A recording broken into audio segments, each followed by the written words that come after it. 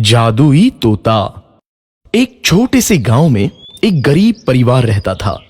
उस परिवार में रामू और उसकी बीवी सीता उसके बेटे चिंटू के साथ रहते थे।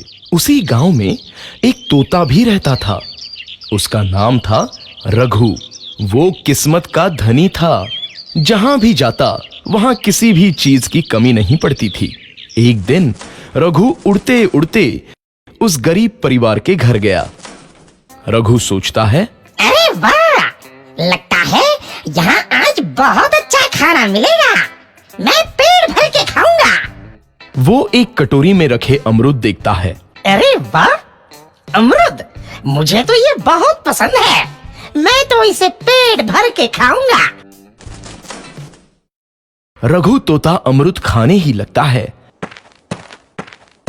तभी सीता रघु को अमरूद खाते देखती है तो गुस्सा हो जाती है और उसे वहां से भगा देती है।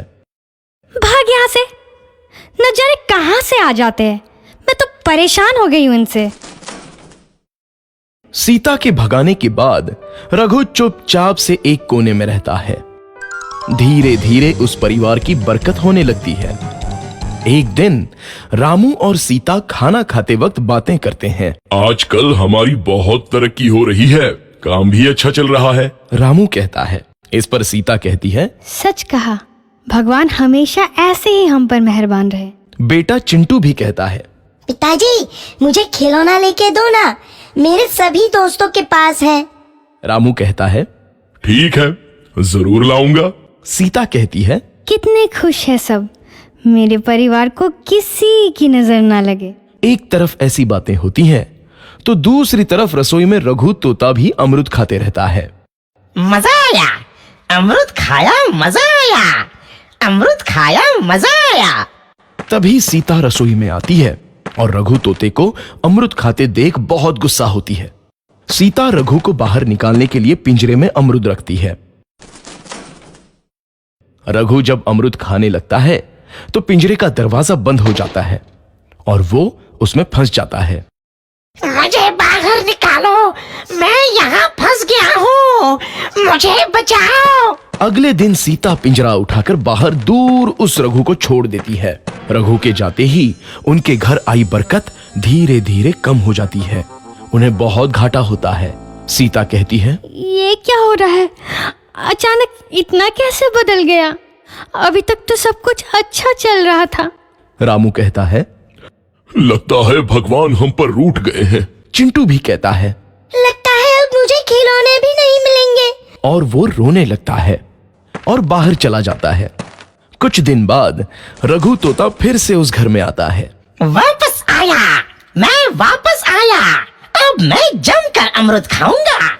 रघु सीधा रसोई घर में चला जाता है और अमरूद खाने लगता है। कुछ देर बाद सीता रसोई में आती है और रघु को देख कहती है, एक तो घर में पहले से इतनी दिक्कत चल रही है और ऊपर से ये तोता मुझे और परेशान कर रहा है। सीता रघु को वहां से भगा देती है। रघु उड़कर किसी कोने में छुप जाता है। कुछ दिन बाद धीरे धीरे उस घर की बरकत वापस आने लगती है। काम भी अच्छे से चलने लगता है। एक रात जब रघु तोता अमरूद खाने जाता है तो पिंजरे में फंस जाता है। ये लोग आखिर चाहते क्या हैं? एक तोते को शांति से अमरूद खाने क्यों नहीं देते? मैं कौन सा चोरी कर रहा हूँ? बस अमरूद ही तो खा रहा हूँ। तभी रामू वहां आता है और पिंजरे में रघु तोते को देख उसे बाहर छोड़ देता है। ये तोता भी कितना जिद्दी है, बार बार वापस आ जाता है। जैसे ही रामू रघु को छोड़ देता है, अगले दिन से फिर से उनके घर की बरकत जाने लगती है। काम में घाटा होता है।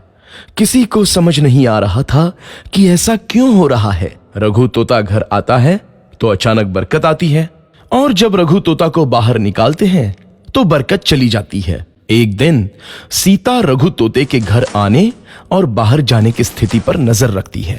ये तोता जब भी घर आता है तो घर में बरकत आती है और जैसे ही ये घर से बाहर जाता है तो उसी के साथ बरकत भी चली जाती है।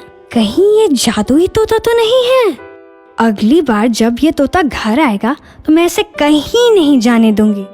सीता रघु का बहुत इंतजार करती है, लेकिन रघु तोता दोबारा उस घर में कभी नहीं आता।